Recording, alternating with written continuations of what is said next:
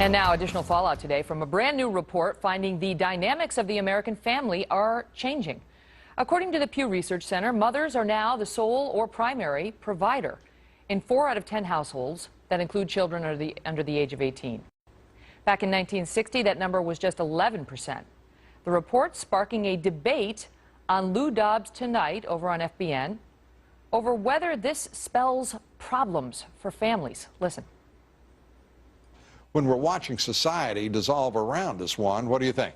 You're seeing, I think, systemically, larger than the political stories that we follow every day, something going terribly wrong in American society, and it's hurting our children. Lou, I'm so used to liberals telling conservatives that they're anti-science, but I mean, this is liberals who defend this and say it's not a bad thing are very anti-science. When you look at biology, look at the natural world, the roles of a male and a female in society and other animals. The male typically is the dominant role. The female, it's not antithesis or it's not competing. It's a complementary role. Bottom line, it could undermine our social order. Joining me now, Lou Dobbs, host of Lou Dobbs Tonight on the Fox Business Network, and Eric Erickson, editor of RedState.com and a Fox News contributor. Thanks for being here. Thank you. So I'll start with you, Eric. What makes you dominant and me submissive, and who made you scientist-in-chief? Oh, it doesn't have anything to do with submissiveness per se, and it was certainly poorly constructed how I said it. What I meant by that was when you look throughout society, look at other animals, the male of the species tends to be the protector, the dominant one in that regard. And we've gotten to a point in this country where you have a lot of feminists who think that the male and female roles are completely interchangeable, that there is no need for a man to support his family. You've got men walking away. You've got women becoming single mothers, not by their choice. You got a lot of people thinking it's a lifestyle choice. This isn't healthy for society when we think that roles of gender completely can be interchangeable. No one's saying women can't be or shouldn't be a breadwinner or even the primary breadwinner. It's just that when we forced ourselves to this point in society where they have to be, that's not a good, healthy thing for society. All right, but that's not exactly what you have been saying over the past couple of days. You got in trouble on Lou's show. We'll get to you in a minute, Mr. Dobbs. Can't wait. But you made these comments, and then you posted a blog at Red State trying to expand on your comments. And let's put for the moment to the side the issue of single parents, because that is dicier, and there is more data to support the notion that children who are in single parent families don't fare as well often. But you took it well beyond that. And this is from your blog. In modern society, we're not supposed to point out that children in a two-parent heterosexual nuclear household have a better chance at long-term success in life than others. In modern society, we're supposed to applaud feminists who teach women they can have it all, that there's no gender-identifying role and women can fulfill the role of husbands and fathers just as men do. Now, there is data in the scientific community to suggest that children of homosexual couples who are happily married and are good parents fare no worse than children of heterosexual couples. And there is plenty of data to suggest that children of working moms, as opposed to stay-at-home moms, wind up just as healthy and able to thrive in society than the children of stay-at-home mothers.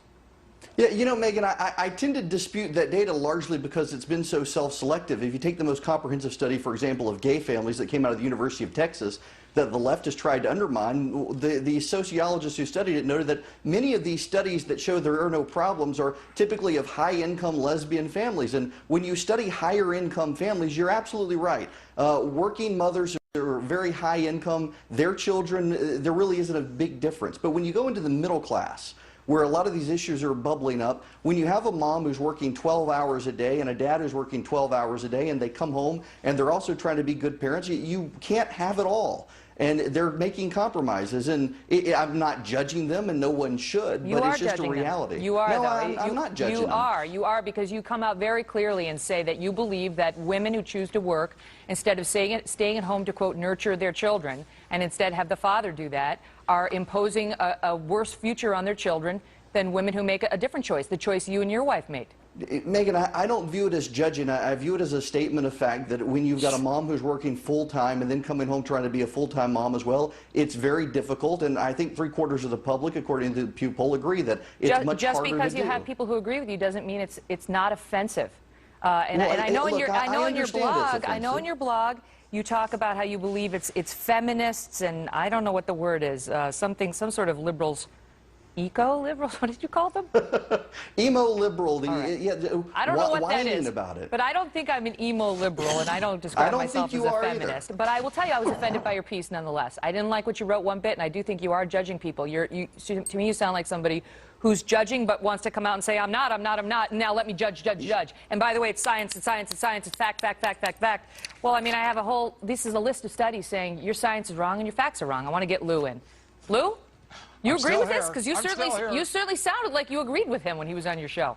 Well, let me give you the sound of Be careful, the Lou. agreement, and that is this. What I said, and what I would acknowledge immediately, is that Eric is wrong about nature itself. The male is not always dominant, whether it be in a pride of lions, or whether it be in the queen bee and her hive and workers.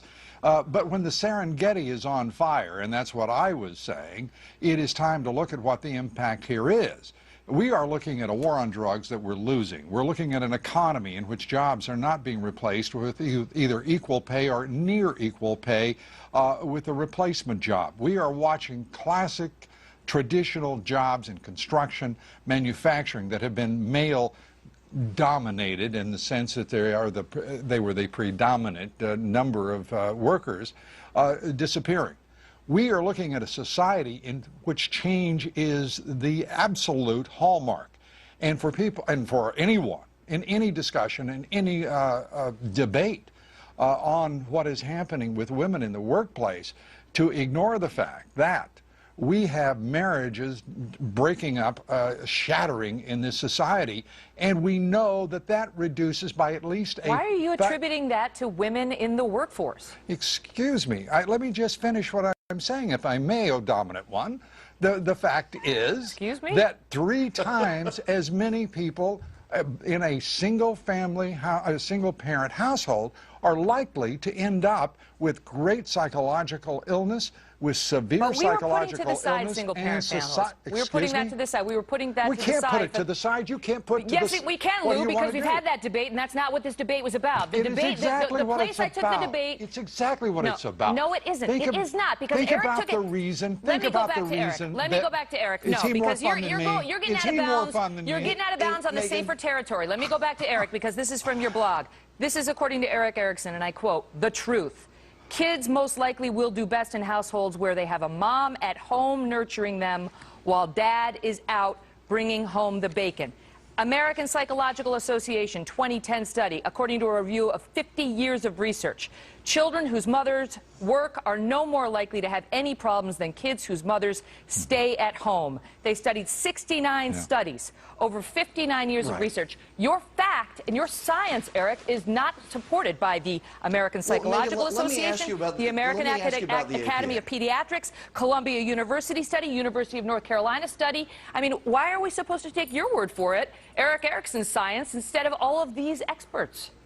Well, because one, I think the experts can be as politically motivated as anyone else when it comes to these particular studies, because it plays into a particular current notion that it's okay. And second, I do think when you got 3/4 of the public willing to recognize that the increase in moms as breadwinners, it makes it harder to raise kids. Yeah, I think most people understand moms typically are more nurturing than dads. Not always, not in all cases, and it's painting very broad brushstrokes, I admit.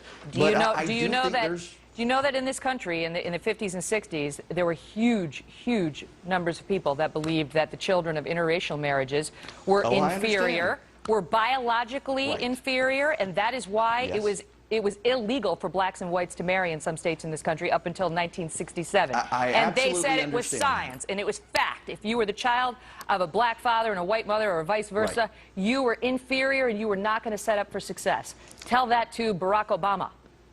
Look, Megyn, look, I completely agree with you on that, but I do think there absolutely is something to kids having a stable home life. I'm not saying moms can't work. I'm not saying dads should be the only ones to work. What's unstable about having a working mother and a nurturing, loving, stay-at-home father? You know, if it works for you, God bless you for it working for you. But I do think that most people need to realize that may work on an individual case, but in generalities, I do think having the mom who's the nurturing one at home when kids are little. My wife worked when my child was little. I'm But that's certainly your not choice. judging her God for bless doing you and that. your wife for Exactly. your choice. And nobody would take that away from you, but you are denigrating the choices made by others. Let me get back to Lou. I'm not, Let me Megyn. get back to Lou and take it away from the single parent thing, because that's not, I mean, the facts are what the facts are and what happens with I've made these your families. life harder, Lou. But I'm sorry. trying to ask Lou to weigh in on your much more controversial statements about loving families, both parents present, and your notion that it is damaging to children to have the mother as the primary wage earner. Okay. Lou, I'll give you the last word. Okay, the last word on this is I won't take up his argument. He's done very well, or as best he can, against your views. But the reason it's important to look at the impact of single-parent households and not take away from the discussion, but really add to it. Boys, males, are far more impacted by the disruption that surrounds a single-parent household. And the result is, in part, what we're seeing in society as they age and fail to be entering law school, going to get through high school, for crying out loud. It is very important to keep that in the discussion, in the debate. I got it. And meanwhile, God bless you and my wife and my daughters. I think I came out of this all right. I You guys, realize I'm in the 14th guys, century, for coming Megyn. on.